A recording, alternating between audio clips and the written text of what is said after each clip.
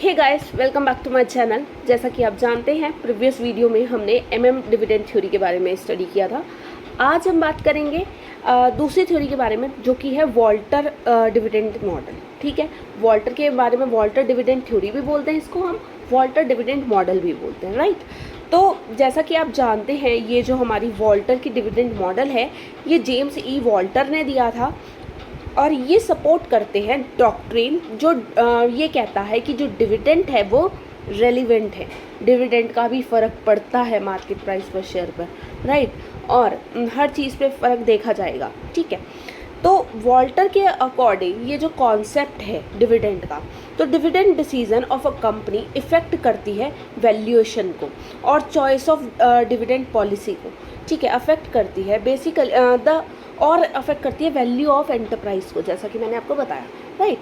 तो so basically it says that company paying higher dividend have more value, ठीक है, और as compare to company pay lower dividend या फिर don't pay at all, ठीक है, डिविडेंड एट ऑल, तो उससे ज़्यादा वैल्यू होती है। जितना ज़्यादा आप डिविडेंड पे करेंगे उतनी हायर वैल्यू होगी, जितना कम पे करेंगे उतनी कम वैल्यू होगी। और कुछ तो कंपनीज ऐसी होती हैं जो डिविडेंड बिल्कुल भी नहीं देती। तो इनकी कुछ कंडीशन है, यहाँ पे कुछ की आर्ग्यूमेंट्स दिए गए हैं जो सपोर्ट करते हैं इस प्रपोजिशन ऑफ डिविडेंड मॉडल के, वॉल्टर के। तो यहाँ पर एक रिलेशनशिप बताया गया है रिटर्न ऑन फर्म इन्वेस्टमेंट और इंटरनल रेट ऑफ रिटर्न के बीच का। ठीक है, अब IRR और के मतलब जो एक कॉस्ट ऑफ कैपिटल भी बोल सकते हो, ठीक है, और रिक्वायर्ड रेट ऑफ रिटर्न भी बोल सकते हैं, वो उसको हम डिनोट करते हैं K से, और इंटरनल रेट ऑफ रिटर्न को हम डिनोट करते हैं R से। तो प्रोफेसर जो वॉल्टर थे, जेम्स ई वॉल्टर हैं, इन्होंने क्या कहा कि ये found a model of share valuation, कि ये एक शेयर वैल्यूएशन का मॉडल है जो कि स्टेट करता है कि जो डिविडेंड जो वैल्यूएशन है कंपनी का, उसका इम्पैक्ट पड़ता है हमारी वैल्यूएशन पे, राइट, हमारी कंपनी में उसमें बहुत बड़ा इम्पैक्ट पड़ता है।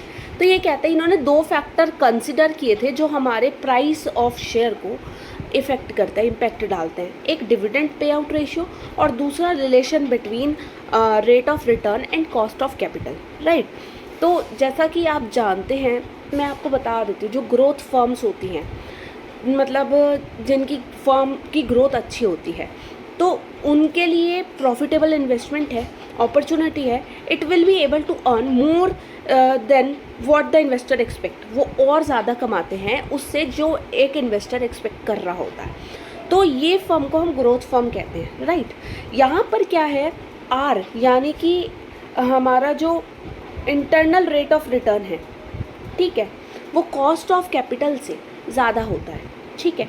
और ऑब्वियस सी बात है, जब एक IRR ज़्यादा है कॉस्ट ऑफ कैपिटल से, तो उसे हम ग्रोथ फर्म कह देते हैं। तो यहाँ पर सरप्लस प्रॉफिट होता है कंपनी को, और उस मतलब उसे वो इन्वेस्ट कर देती है ताकि और ज़्यादा अच्छी ग्रोथ हो सके। तो यहाँ पर जो ऑप्टिमम पे आउट रेशियो होती है ना, इन फर्म की 0 होती है। यहाँ पर ये लोग पे आउट नहीं देते, डिविडेंड नहीं देते। क्यों? इनको तो ऑलरेडी इतना फ़ायदा हो रहा है, ठीक है, क्योंकि ग्रोथ फर्म है। ग्रोथ फर्म में अगर आप डिविडेंड नहीं देंगे ना तो भी चलेगा। तो यहाँ पर ये होता है, यहाँ पर जो होती है ना, ऑलरेडी मार्केट की वैल्यू बहुत अबव होती है, हाई होती है, ठीक है। तो इसीलिए जितना भी ये प्रॉफिट अर्न करते हैं ना, उसको प्लग बैक करके रख लेता है, रिटेन करके रख लेते हैं, ताकि ये फर्म में लगा दे आगे उनके फ्यूचर में, ठीक है। दूसरी है डिक्लाइन फर्म। डिक्लाइन फर्म में क्या होता है कि जो R है, इंटरनल रेट ऑफ रिटर्न है, वो कॉस्ट ऑफ कैपिटल से कम होता है। तो यहाँ पर क्या है, इन्हें प्रॉफिट कम हो रहा है, तो बट इट इज़ इलॉजिकल। यहाँ पर ये इलॉजिकल हो जाता है कि कंपनी अपनी अर्निंग को रिटेन करके रखे। तो ये क्या करते हैं, अपनी एंटायर अर्निंग जो भी है ना, जो इन्होंने कमाया, वो सारा का सारा बांट देते हैं शेयर होल्डर्स को, ठीक है। Because it will enable them कि ये अगर ये लोग मतलब दे देंगे डिविडेंड, तो ये अर्न करेंगे higher rate by using fund elsewhere, ठीक है, वो यूज़ करते हैं तो हायर रिटर्न आएगा, तो इन्हें फ़ायदा होता है। तो इन सच केस जो मार्केट वैल्यू ऑफ शेयर होते हैं ना, वो मैक्सिमाइज होती है तब जब हम एंटायर अर्निंग डिस्ट्रीब्यूट कर देती है फर्म, ठीक है। तो यहाँ पर ऑप्टिमम पे आउट रेशियो जो होता है वो 100% होता है, राइट।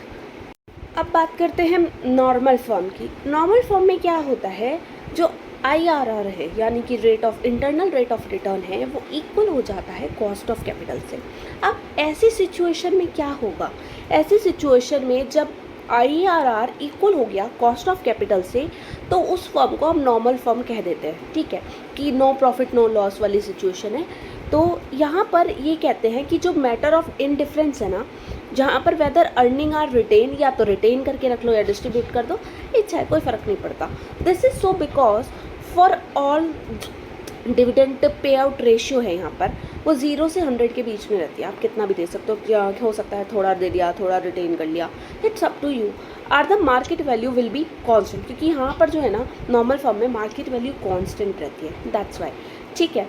तो इन दिस कंडीशन जो डिविडेंड पॉलिसी है उसका कोई रेलिवेंस नहीं रह जाता इन ईच सिनेरियो, ठीक है, और it will without influence the market value of the share, और ये मार्केट वैल्यू ऑफ शेयर को इतना इन्फ्लुएंस भी नहीं करती। So there is no optimum payout ratio, यहाँ कुछ नहीं होता इन नॉर्मल फॉर्म। सो कोई भी पे आउट रेशियो हो सकता है, क्योंकि हो सकता है 0 से बीच में आप 4% दे दिया, 5 दे दिया, 10 दे दिया, 20 दे दिया, 15 दे दिया, it's up to the firm, right. ये सब फॉर्म पे डिपेंड करता है। अब ये तो हमने बात करी, इसके बाद बात करते हैं वॉल्टर की अजम्पशंस के बारे में। ये कहता है जितनी भी फिनांसिंग होती है by retain earning is done by retain earning, जितनी भी फिनांसिंग होगी ना वो सिर्फ रिटेन अर्निंग से ही होगी। एक्सटर्नल सोर्स ऑफ फिनांस का यूज़ नहीं किया जाता। एक्सटर्नल सोर्स ऑफ फिनांस क्या हो सकता है, जैसे लाइक डेट है या न्यू इक्विटी कैपिटल, वो सब हो गया, तो उनका यूज़ नहीं करते, दे आर यूजिंग सिर्फ रिटेन अर्निंग, राइट। तो जो बिजनेस रिस्क है यहाँ पर रिमेन सेम रहता है सारे इन्वेस्टमेंट डिसीजन पर। तो इट इम्प्लाइज जो IRR है और जो कॉस्ट ऑफ कैपिटल है वो भी ये क्या मानते हैं, कांस्टेंट मानते हैं इन वॉल्टर मॉडल अजम्पशंस में। तो ये कहते हैं कि जो यहाँ पे कंपनी की लाइफ है वो लॉन्ग लाइफ होती है, परपेचुअल और लॉन्ग लाइफ, इनफाइनाइट, राइट। और ये लोग क्या करते हैं, जितनी भी अर्निंग होती है फर्म की, या तो री इन्वेस्ट कर लेते हैं बिजनेस में इंटरनली, या फिर डिस्ट्रीब्यूट कर देते हैं एज एन डिविडेंड, राइट। और इन द बिगनिंग अगर हम देखें तो बिगनिंग में earning per share that is E, और जो डिविडेंड पर शेयर है that is D, never change, ये कभी चेंज नहीं होता। ये कहते हैं, इनके अजम्पशन में ये है कि दे आर कांस्टेंट, ये हमेशा कांस्टेंट रहेगा, राइट। तो इसका फॉर्मूला डिस्कस कर देती हूँ। फॉर्मूला है P = D + R/KE and E - D, और पूरे को पूरा अपॉन करके नीचे KE।